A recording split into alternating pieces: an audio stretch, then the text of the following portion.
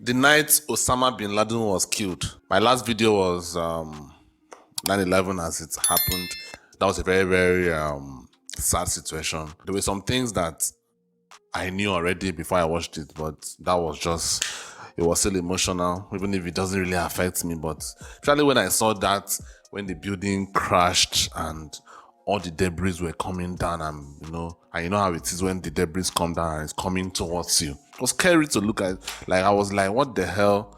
I didn't know it was that bad, but I knew it was bad, but looking at it like that was very, very scary to see. This should be a very redeeming video. Let me see how Americans reacted in all the different places around the US. Okay, so let's get right into it. We had a division rivalry between the Mets and the Phillies. The ballpark was full. It was a really lively atmosphere, but you know, at the time I just thought I was sitting down to do a regular baseball game. We didn't know what was going on. We just knew something special happened. And I don't know how to Okay, I can see it. So these guys, so while they were playing, the crowd was celebrating, the crowd was shouting, and probably there was nothing really happening during the game, like some kind of a goal or a score or some kind of points being made or a dunk or something. Whatever play that, irrespective of each sport. So they were just hearing the crowd chanting. Oh, they were like, what? We're just standing here. I don't know what is happening. I can imagine how it would be as a player. Like, I'm just putting myself in the player's shoes. Like, okay, we're just standing here. Nothing is happening. We're talking to the referee. Why are you guys shouting? Oh, that would have been so fun to describe that when you don't know what's going on, but you know it's special. The afternoon was spent on pins and needles. I wasn't watching sports that night.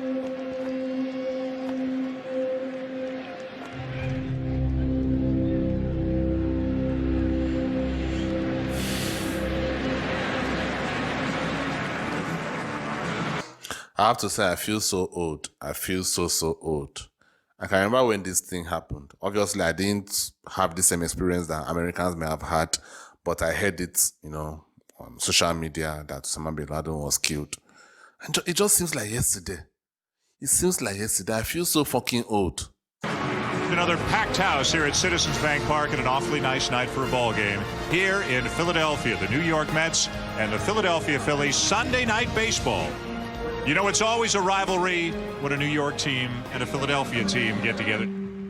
I think for the most part we respected one another, but I think certainly we didn't like each other. When I was wearing red and white pinstripes, I couldn't stand orange, black, and blue. I just couldn't. The Mets-Phillies rivalry, it's based on proximity. There's a little bit of a big brother, little brother issue going on, I think. It's always extra special, obviously. That rivalry was always electric atmosphere. Even in our production meeting prior to, I remember someone making the point that this is the only show in town. And by that, I mean really the only major sporting event going on across the country. And that's not often the case.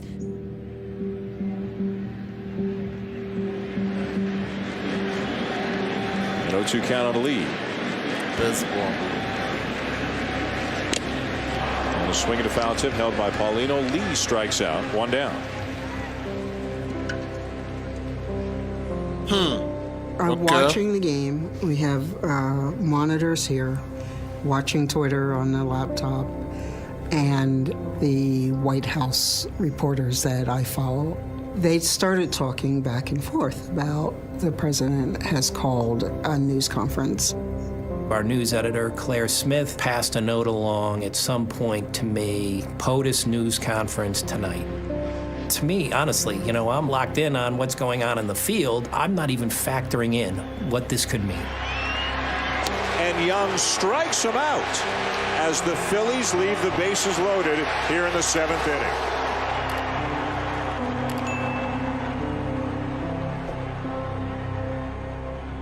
It was a 1-run ball game. The tying run was on base, and Ryan Howard's coming up. But all of a sudden, you become aware of something else.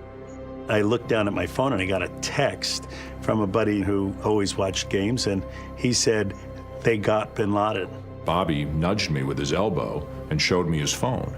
You know, this isn't in the play-by-play handbook. They don't tell you how to deal with this one.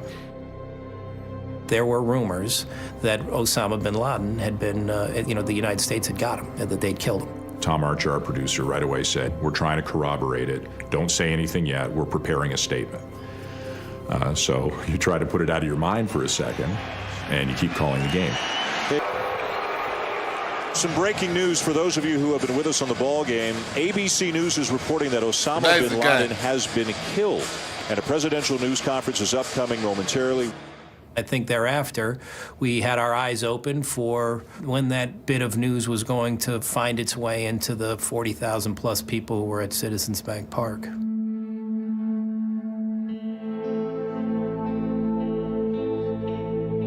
At the very beginning of the ninth inning, my now wife, fiance at the time, just happened to be on her phone, I guess. It wasn't the most entertaining game for her. On CNN, an article popped up about, it's not confirmed yet, but it looks like Bin Laden has been killed. And then, I turned to my fiance and said, hey, look at this is something. My friend next to me, she suddenly lets out a, oh my God, we killed Bin Laden. After that, everything changed. Got a chant of USA. USA. Goes through the crowd. Guys, that chant, I won't lie to you. Let me just be very, very honest right now. The chant, I know it from seeing videos of Trump rallies. I didn't think that Americans chanted USA, USA. I didn't know that. I really did not know that. But the first time I ever heard it was during the 2020 election, because that election was very, very popular around the world. It wasn't just in the US. Around the world, people were like following it because it seemed like a lot of Americans hated Trump. Meanwhile, a lot of people also liked him as well. So it was like, okay, let's see what is going to happen here. So people like us that don't really have any business with all that was happening, we were like, okay, let's see what is going on here. So it was really something that at least people like me that follow things outside my country, like, don't get me wrong, there are people that I know personally that anything outside this country, not even outside my state, they don't even know about. So that I know people like that, but I'm someone that I've always been intrigued about things that are outside me. And if I were a richer person, if I was someone that had more money, I would have been traveling around the world. Like that is the kind of mentality that I have. Obviously, I've never left my country because I cannot afford it. But the minute I can, even if it's all the money that I have, I will have to test, at least cross my country's border just to see what other countries have to offer. So I'm that kind of person. So naturally, I gravitate towards trying to know what's going on in most countries around the world. So I was one of those people that was really interested to see what was happening in the US presidential election. And the first time I heard this USA was at a Trump rally. I know a lot of you guys don't like Trump. I don't know my viewer base. I don't know the party that you guys support, but I know Democrats that may be watching this video will be like, who? This guy was looking at Trump rallies. I'm not watching again. I'm sorry. But I looked at all the rallies. It was a very, very interesting election to me. There were two events going on at once. One was a baseball game, and one is a hugely significant world event, which people, one by one, are finding out about around the ballpark. Wow, now finding out live. Once the word started to leak out, we were told to find people sharing cell phone information with people beside them, find people that were excited, jumping up and down. That night, it was pretty easy to find good shots. That's when I decided to pull out my phone. It just kind of struck me as this is like a once-in-a-lifetime kind of moment.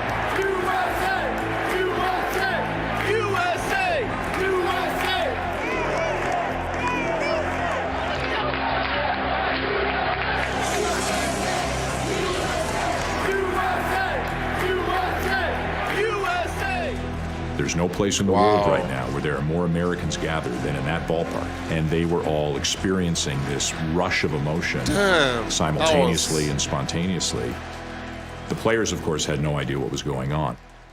Very rarely do you hear USA chants break out, out of nowhere. So it's kind of just a bit of a state of confusion. Then you get locked in for your bat. And I'm thinking, what national team's playing and who they playing and who they beat? Was there a soccer game going on? I thought maybe there was a hockey game going on. I was confused, and it kind of took me off of what I was doing.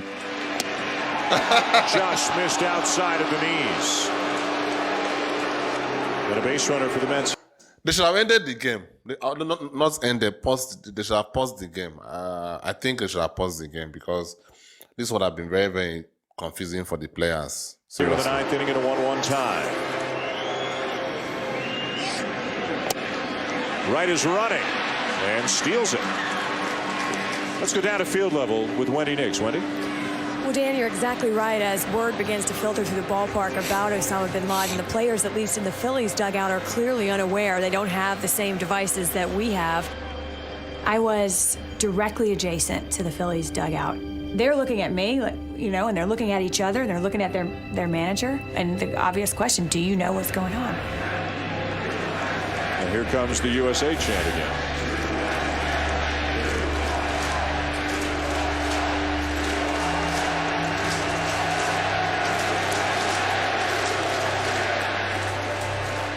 We didn't know what was going on. We just knew something special happened. And you're in the out, but you're in the in. You're a part of it, but part of what?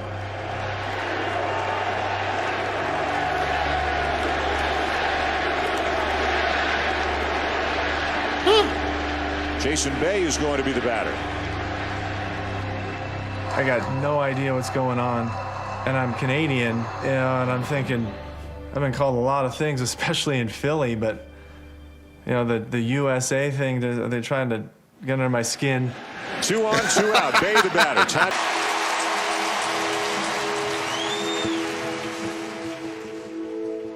Everybody's coming into the dugout, and we're all kind of looking at each other, and obviously the chants are still going, and we're sitting there going, okay, what's happened here? And the trainer kind of breaks the news to all of us. That's kind of how it spreads, is by that word of mouth. Obviously, no question, the baseball game becomes secondary to, the news and the president, addressing the country, a few minutes after that. The White House has just announced that the president will address the nation about 1 minute from now.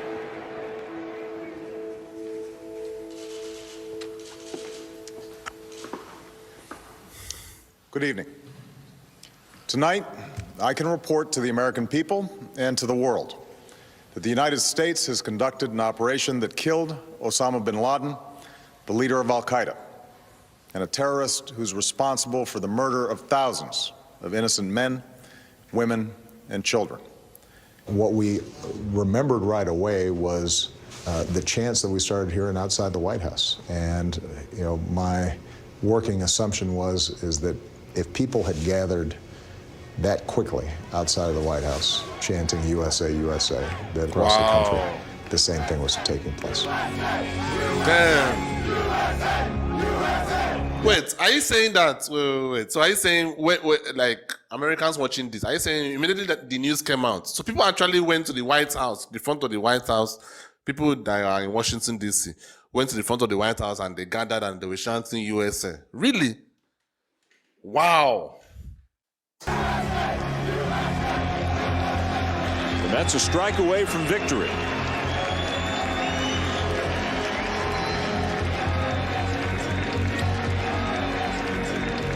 Got him. The breaking ball to get him Mayberry, and finally the New York Mets hang on to beat the Phillies 2-1 tonight. Here we are, a team from New York, a team from Philadelphia, rivals, playing one another, trying to knock each other's teeth out, but the game isn't that significant anymore. It's weird, just being able to high-five and hug Phillies fans and have that common ground. Fans you're supposed to be enemies with. All of a sudden, it became a moment of celebration, a moment of pride. For one night, You know, it wasn't Philadelphia, New York, it was the United States of America coming together. That's something special.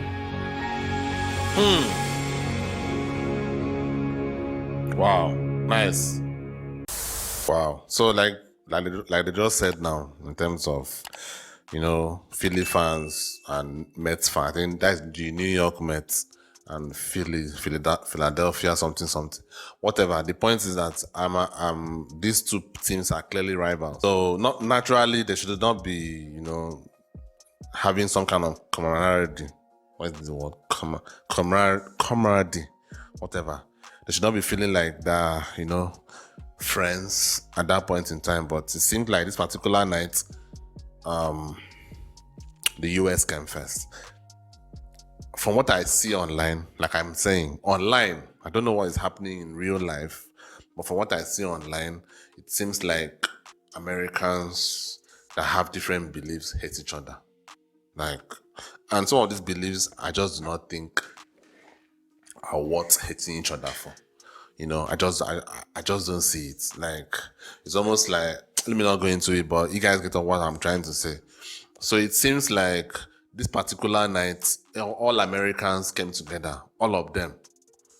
No matter the differences, no matter the race, no matter the whatever that they may have felt, however they feel about the United States, that day they all came together. I asked my uncle that is in the United States, and he told me, look,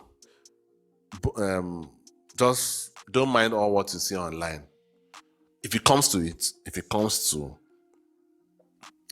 how Americans feel about the United States, if it comes to a point of life and death, you know, that everybody's going to drop whatever differences that they have. So you guys can tell me, is that the case?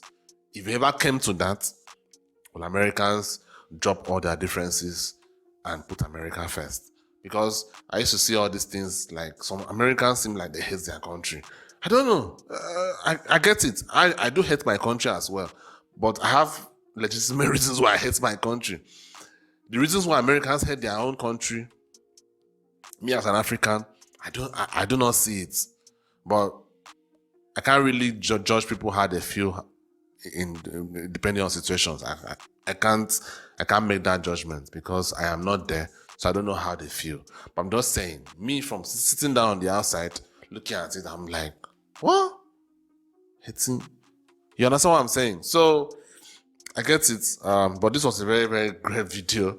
I don't know, some of you may not like all the commentary that I'm making, but this is a reaction video. I'm just saying how I feel about the whole situation. I don't want to be acting here and pretending, like some people do.